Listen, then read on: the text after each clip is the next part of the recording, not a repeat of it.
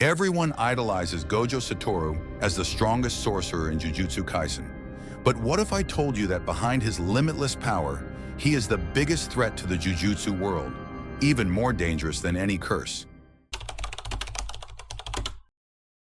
Gojo's innate powers, the six eyes and limitless, not only make him the strongest but also isolate him from a normal understanding of the world.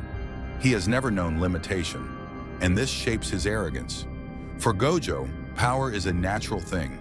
Unlike other sorcerers who struggle for every single advancement, Gojo was born at the peak.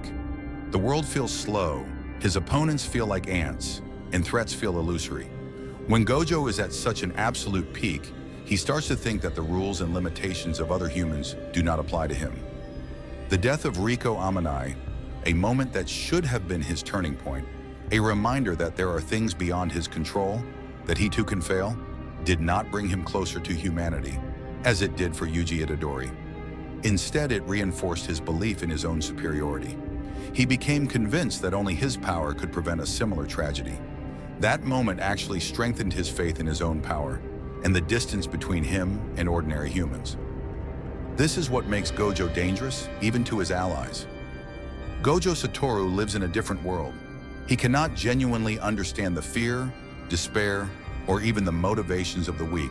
His arrogance is not just an attitude, but a logical consequence of his existence. Being the strongest is not just an honor, but also a curse, because no one else can understand that burden. He becomes the god who controls the balance, but this also makes him feel entitled to determine the direction of the Jujutsu world. We can see this in how he interacts with the Jujutsu higher-ups. He is disrespectful. He does not hesitate to threaten or manipulate their decisions. Why? Because he knows that without him, they are powerless. Remember when he said, "It's easy to slaughter all the guys at the top"? This is not an empty boast from an arrogant kid. This is a statement from an individual who wields absolute power. So is Gojo Satoru a hero or a threat?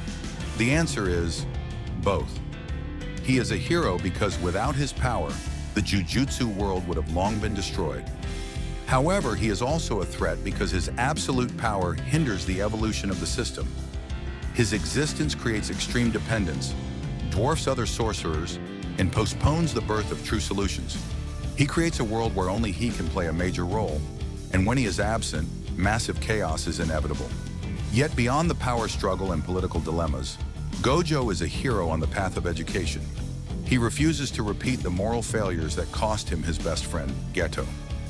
As a mentor, Gojo is revolutionary in instilling idealism and autonomy in young sorcerers, such as Yuji and Megumi.